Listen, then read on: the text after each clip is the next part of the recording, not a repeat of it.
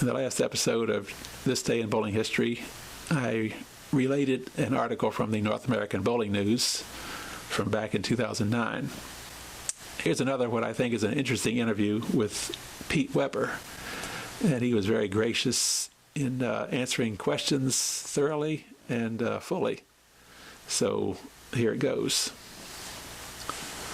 I started the questions off with, have you ever bowled any of the other bowling games, that is, duck pin, candle pin, 5-pin, skittles, bocce, or lawn bowling? And which do you like or dislike?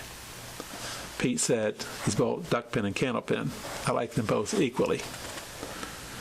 Then he was asked, that his next question was asked, what are your hobbies? Pete says, golf, darts, and grilling, that is, barbecue grilling.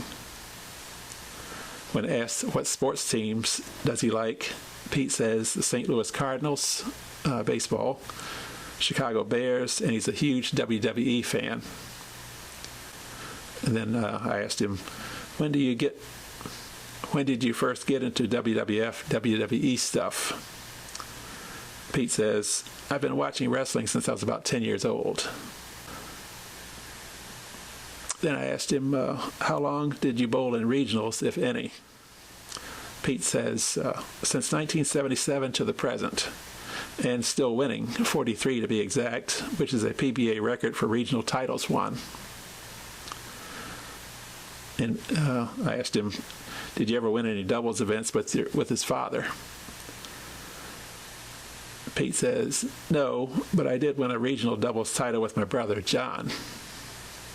Then getting more towards the 10 pins, I asked him, what is your preferred oil pattern these days? Cheetah, Viper, etc. Pete says he likes the shark pattern. At least that's what he liked at that time. He was asked, what is your most cherished or proudest tournament win or bowling accomplishment? Pete says, the first title is always special, plus the 1987 Tournament of Champions, and my 4th U.S. Open title. Then I asked him, is there anything in particular more difficult now than it used to be, whether it be due to personal factors such as age or equipment issues such as ball use or lane dressing? Pete says, getting loose is more difficult due to the age factor. Then I asked him, how have things changed on the tour between the 80s, 90s, and the present? Pete says, lane conditions have changed dramatically because the bowling balls have had an effect on that. Adjustments on the lanes are not what they used to be.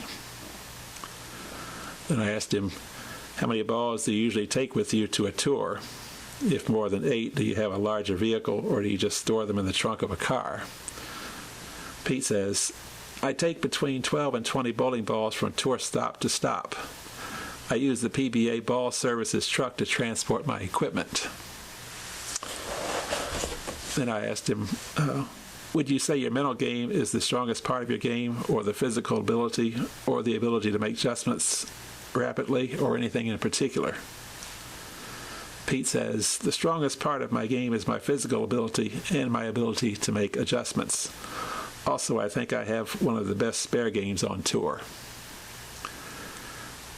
Then I asked him for tips. If a person is struggling with their confidence, what would be a good tip to follow, such as concentrating longer or not as long, or focusing on executing mechanics, or not being afraid to make a change to get out of a rut or provide themselves with a challenge? Pete says, always go back to basics and the fundamentals of the game. Don't overthink. If that doesn't work, go see your local coach. Then I asked him, who was the toughest bowler to bowl against for one reason or another, whether it be that this person just happened to bowl excessively well whenever you bowled him, or the guy who'd always seemed to perform better than others in clutch situations?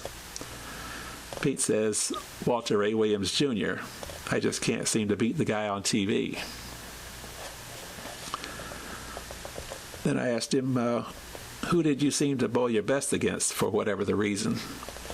He just says, Tommy Jones, Jason Couch, and Norm Duke. Then I asked him, did you travel with Dick, that is his father, during Dick's touring days? Pete says, sometimes, but not that much. When I was young, I stayed home with my mother and 3 brothers and sisters. AMF was very good to the Weber family, and the company did take the whole family to Japan and to some other events. When I was old enough to go on tour myself, my father and I did travel together to some events. He was always my biggest fan. And I asked him, the next question was, how long did you bowl on the tour before you won your first pro event? Pete says, 2 years. And then the next question was, is there any particular format or part of the tournament format that you prefer, that is 42-game qualifier, best of 7 match play, etc.? Pete says, I like longer formats with round-robin match play. Next question, how many weeks do you currently devote to the Pro Tour, and do you bowl every event, and how many weeks does it entail?